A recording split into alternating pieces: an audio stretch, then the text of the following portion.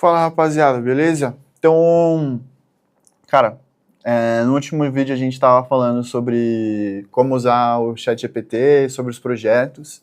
Esqueci de falar sobre os GPTs, né, que são os assistentes lá, né? Só mencionei que eles deram uma flopada que eu usava muito mais.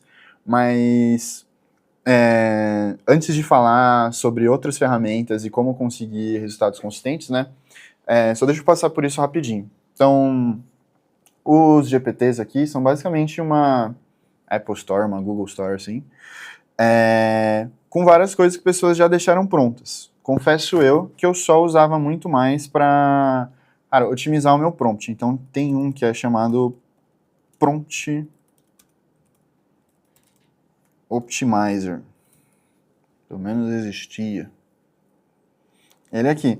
Ele é muito legal para, tipo, se você não tem total noção do que um prompt precisa ter de fato, você joga a sua opção lá. Então, deixa eu até pegar o nosso exemplo aqui.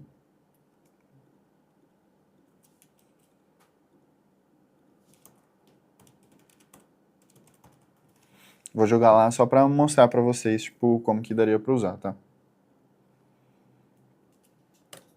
Então, vou colar ele aqui e ele vai dar uma melhorada no meu prompt.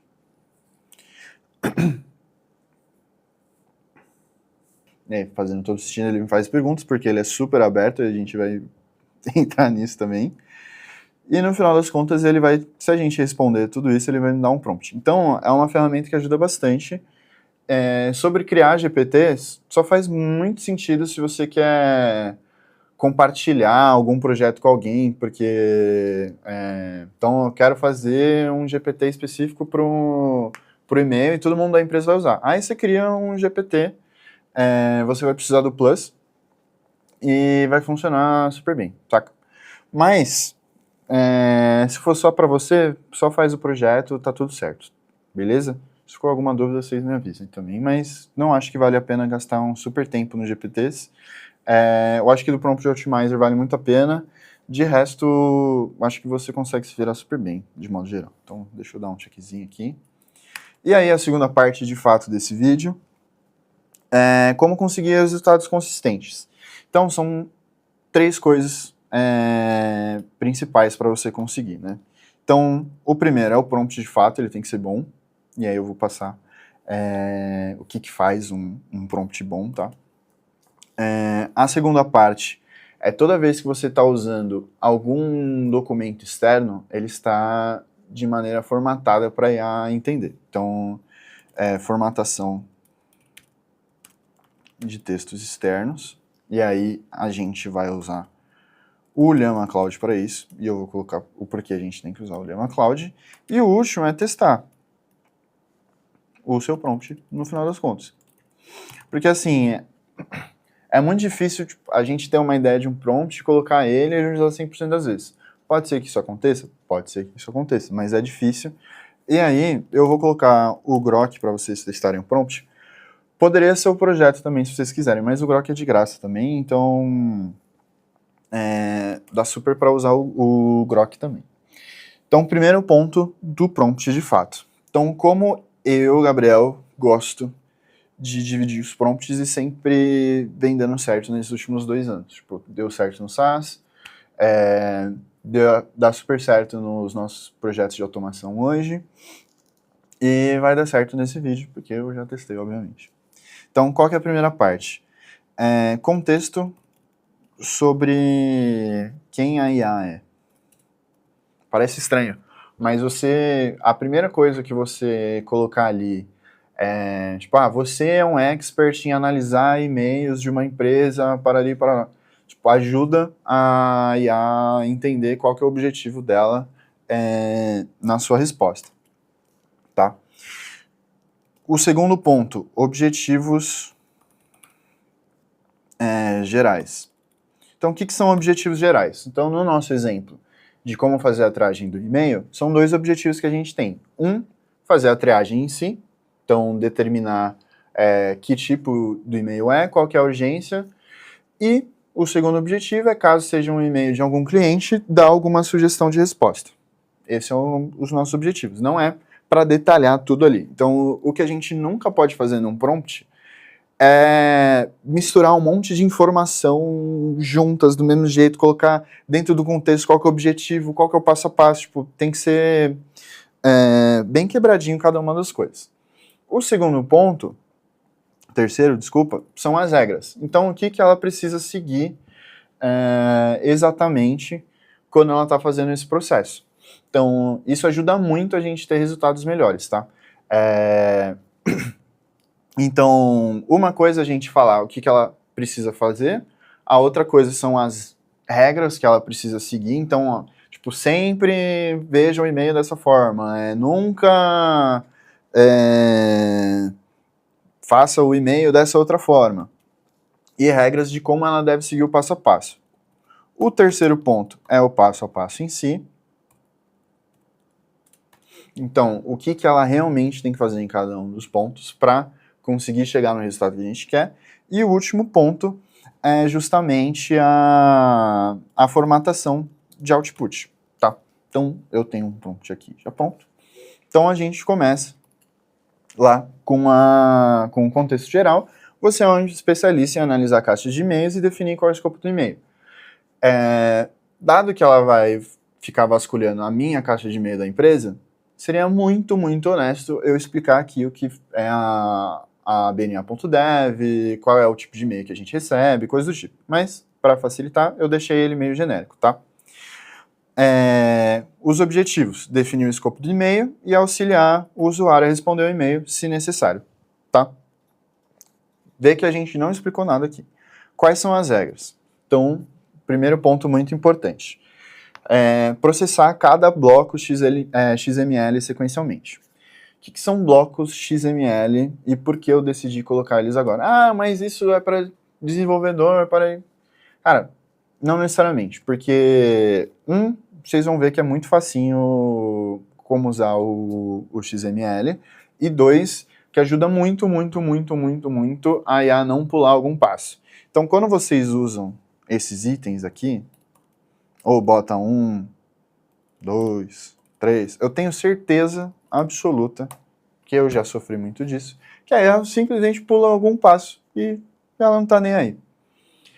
Com essas tags XML, a chance disso acontecer é muito menor.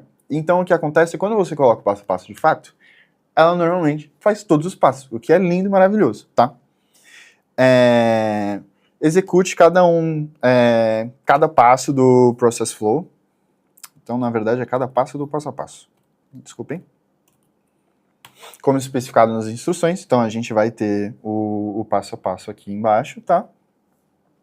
E sempre que precisar de alguma clarificação ou detalhe no que ela está fazendo agora, perguntar para o usuário antes de definir a sua resposta. Que foi o que a gente viu quando no vídeo passado a gente estava testando o Prompt Optimizer e quando eu coloquei o prompt fez 1 milhão de perguntas. O porquê isso é muito importante. Se a gente coloca qualquer coisa e com a esperança que a primeira resposta seja a mais excelente de todas, vai dar errado normalmente. Por quê? Porque normalmente o que a gente pediu está sem contexto suficiente.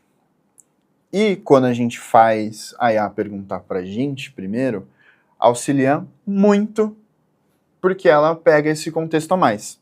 Então, possivelmente, tipo, ela pode ser que pergunte sobre a empresa, se o e-mail estiver perguntando sobre algum projeto específico,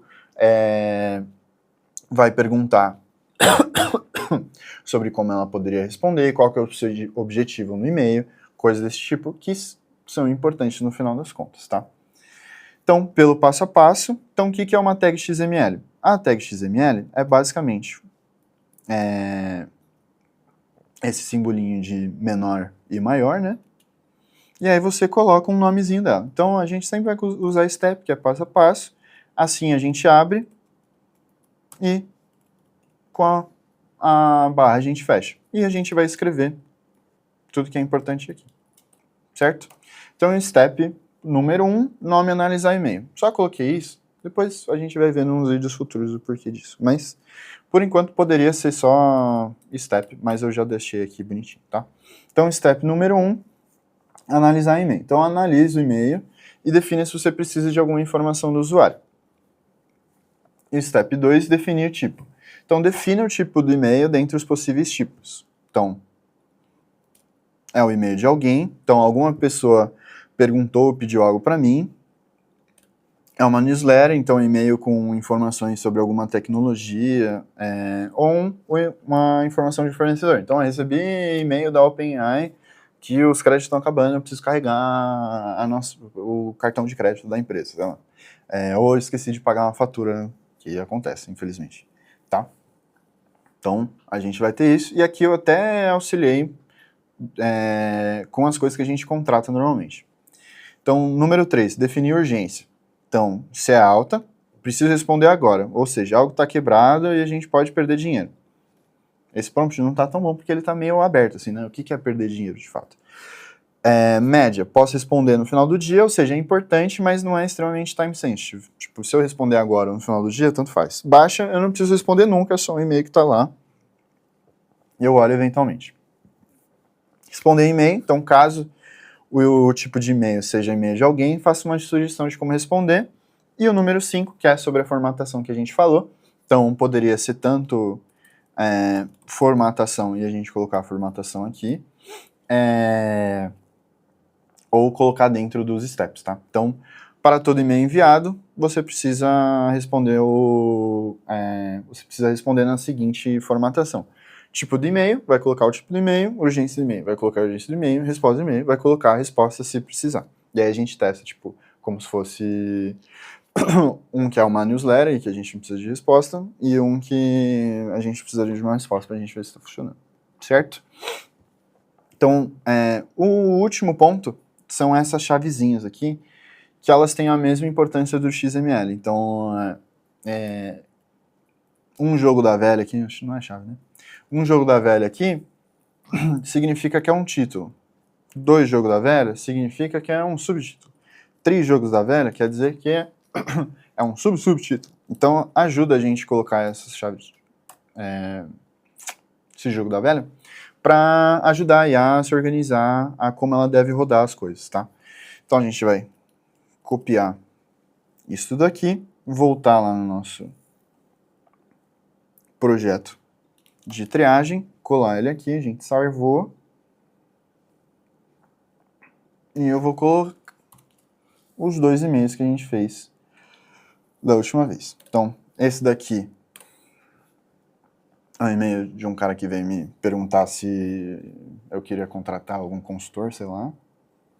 E aí, é um e-mail de alguém, a urgência é baixa, tá corretíssimo, porque é um consultor que veio falar comigo, nada tá quebrado, eu não vou perder dinheiro, é só alguém tentando me escamar, basicamente. E já deu a resposta, lindo, maravilhoso, certo? E já veio formatado bonitinho do jeito que a gente pediu. Eventualmente, quando a gente está falando de vários agentes funcionando ao mesmo tempo, um orquestrador para escolher qual que a gente vai rodar agora, é muito importante essas tagzinhas também, para a gente ir dividindo essas respostas e usando no futuro, tá? Se a gente colocar a newsletter lá, então, ó, vou só colar e respondeu certinho. É uma newsletter, baixa e sem resposta de e-mail. Então vocês viram que ela respondeu mais rápido do que estava respondendo antes. Ela não escreveu 1 bilhão de coisa e o resultado dela tá dando certinho, exatamente do jeito que a gente pediu para ela. Então, só para vocês verem, tipo, como que muda o jogo a gente fazer o uso correto dos prompts para a gente ter os resultados que a gente gostaria. Então agora, basicamente, a gente tem um projeto aqui no ChatGPT e a gente está usando de graça, a gente não está usando o Plus. Esse não é o Plus. Foi a conta que eu abri semana passada para começar a testar para os vídeos. E a gente tem um projeto, toda vez que a gente colar um e-mail vai sair exatamente nessa formatação, com o resultado que a gente estava imaginando ter, e nos próximos episódios eu vou mostrar tipo, como a gente consegue usar outras ferramentas para a gente testar. Então, como que a gente consegue usar o Grok para testar, qual que é o uso do Llama Cloud, e nos outros episódios a gente vai falar sobre N2N, Pipe Dream, agentes, orquestradores e RAG, tá? Então, se a gente vir na nossa listinha aqui de objetivos, nesse vídeo a gente conseguiu fazer só sobre o prompt. Pensei que ia dar para fazer mais, mas já tá ficando meio longo, né? Então a gente vai terminar por aqui. Valeu, pessoal. Obrigadão aí. Falou.